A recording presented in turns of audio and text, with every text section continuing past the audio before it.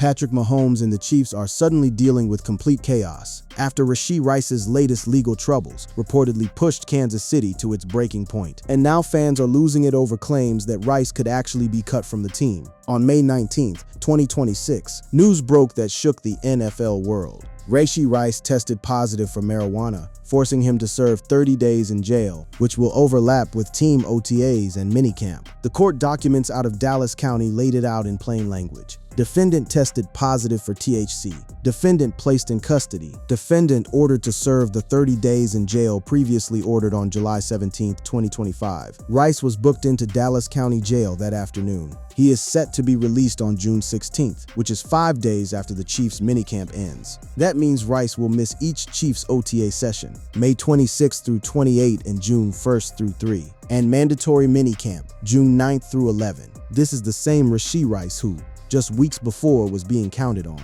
as the centerpiece of Kansas City's passing attack. The plan was to bet on Rice as Patrick Mahomes' #1 option in 2026. Kansas City's plan at pass catcher appeared to revolve around Rice, taking the team's #1 receiver role for a full 17 games in 2026, following 2 consecutive shortened seasons. And here's the thing that makes this sting even more. Hours after the jail news broke, ESPN's Adam Schefter reported that Rice had undergone cleanup surgery on his right knee last week to remove loose debris, and the surgery is expected to sideline him for 2 months. 30 of those recovery days will now be spent in a jail cell. Rice's 30-day jail sentence means he will miss the Chiefs' OTAs and mandatory minicamp this offseason as he enters the final season of his rookie contract. The final season of his rookie contract. That detail is enormous. This is supposed to be the year Rice proves he's worth a massive extension. Instead, he's in a jail cell. The reaction from the Chiefs organization was measured but telling. We are aware of the reports and have been in touch with the league office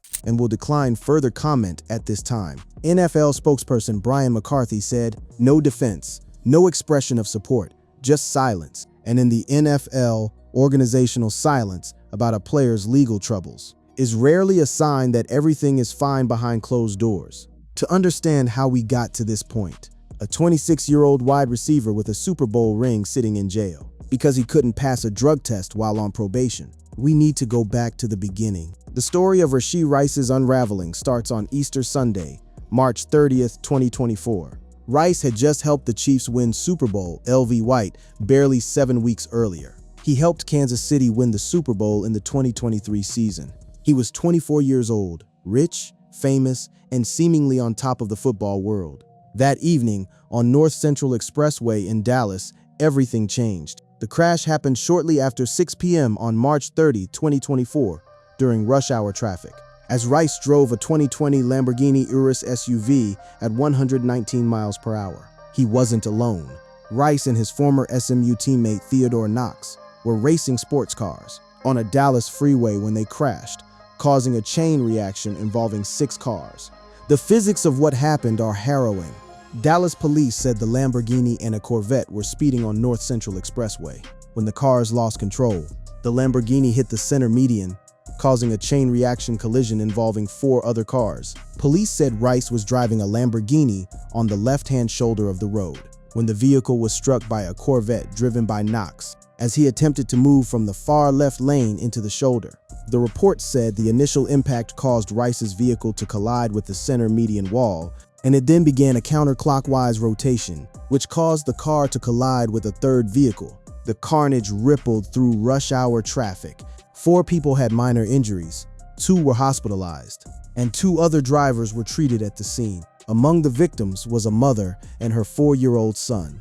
Kayla Quinn, who said she and her 4-year-old son were in the first car hit in the crash, set up a GoFundMe with a $20,000 goal to pay for a new car because hers was totaled. And what did Rice do after this catastrophic wreck? He ran. The occupants of the Lamborghini and Corvette ran from the scene without checking on any of the other people involved in the crash.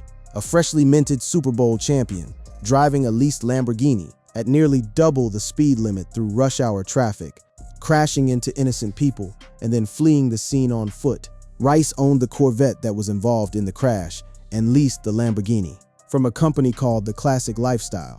Rice was in the Lamborghini at the time of the crash, and according to the leasing agreement, he's the only person who was permitted to drive the car. Rice, a classic lifestyle customer since his days as a student at SMU, was leasing the 2021 matte black Lamborghini for $1,749 a day.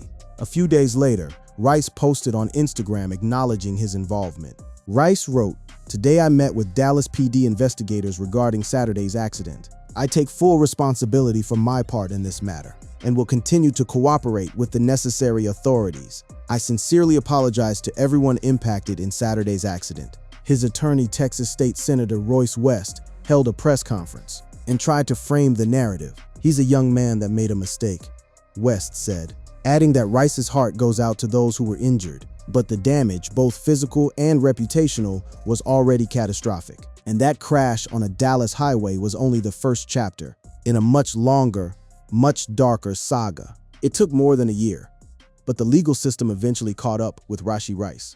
In July 2025, he stood before a Dallas County judge and entered a guilty plea. Rice pleaded guilty to 2 third-degree felony charges of collision involving serious bodily injury and racing on a highway causing bodily injury. The sentence was widely viewed as lenient. As part of a plea agreement, Rice was sentenced to 5 years of deferred probation and 30 days in jail as a condition of his probation. As part of his sentencing, it was initially ruled that Rice would be able to serve his 30-day jail sentence at any point during his 5 years of probation.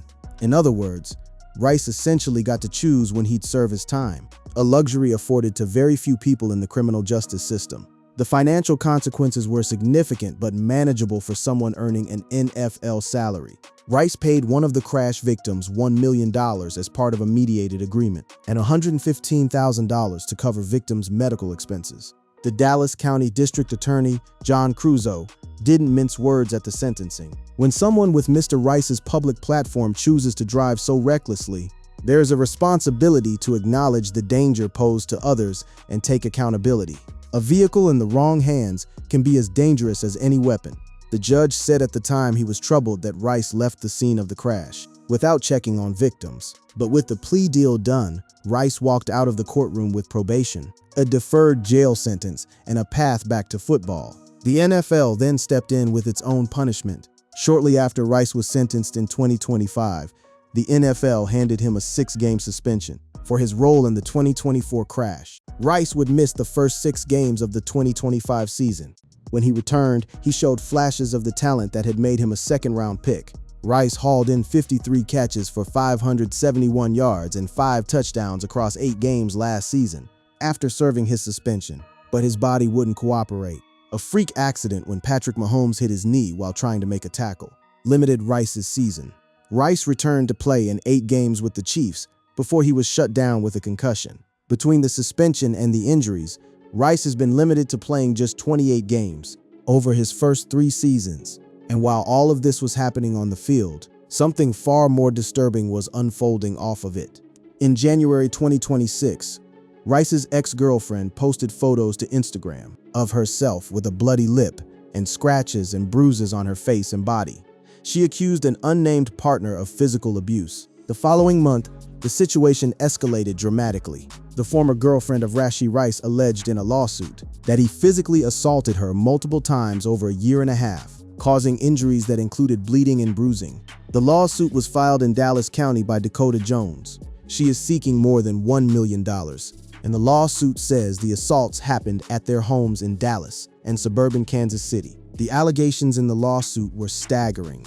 The lawsuit states that Rice grabbed, choked, pushed, struck, and headbutted Jones, and at times hit her with objects. The petition also alleges he destroyed property, punched walls, and once locked her out of the home at night. The filing states that many of the alleged incidents occurred while Jones was pregnant. The NFL investigated the domestic violence allegations, and in a decision that surprised many, the investigation found that Rice has not engaged in conduct that violates the personal conduct policy, and the investigation into accusations from his former girlfriend was closed. Rice's ex-girlfriend's accusations did not result in a 2026 suspension. His attorney released a statement through ESPN. Mr. Rice wants to thank the NFL for their thorough investigation and looks forward to the start of the 2026-27 NFL season. For a brief window, it looked like Rashee Rice had dodged everything. Criminal charges resolved with probation, NFL suspension served.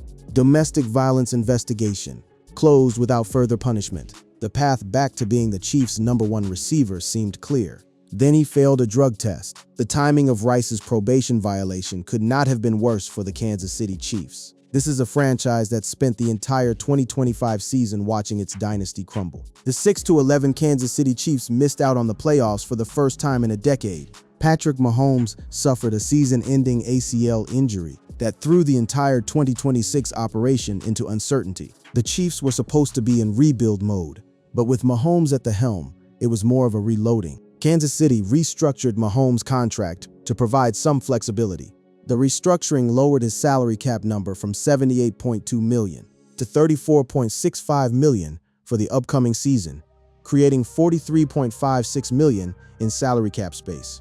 The offensive rebuild included some significant moves. Kenneth Walker signed a 3-year, $43.5 million deal to work as Kansas City's new workhorse back. The return of former offensive coordinator Eric Bieniemy was supposed to reinvigorate the passing game, and at the center of that passing game was supposed to be Rashee Rice. The size of that bet on Rice matters because Kansas City was not looking for another role player. It was looking for an alpha. The Chiefs had already seen Hollywood Brown and Juju Smith-Schuster leave in free agency, stripping away familiar names from the receiver group.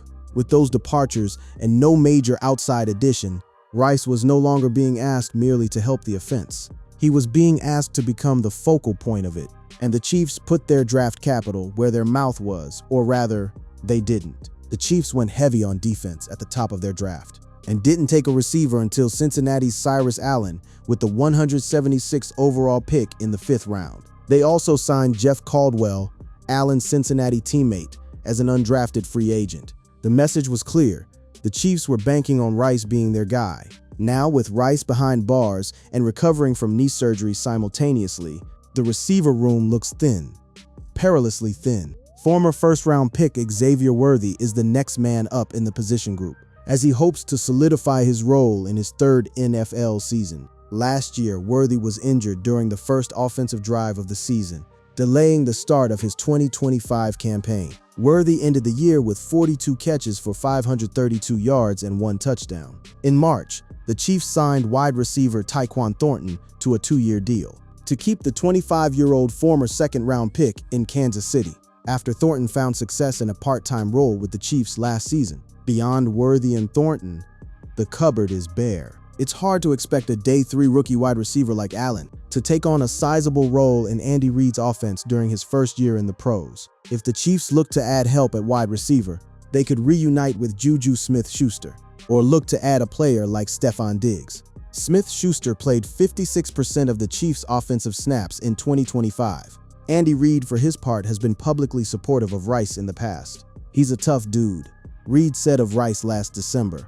A young guy with a lot on his plate, and he's powering through it, to the best of his ability right now. But there's a difference between supporting a player through adversity and continuing to build your entire offensive strategy around someone who keeps finding new ways to be unavailable. Beyond the veteran free agent market, it could be a frustrating season for Mahomes and the team as they once again attempt to give their all-time quarterback the targets he needs, with not enough in the pantry. Stranger things have happened, but right now, it's a tough road to hoe.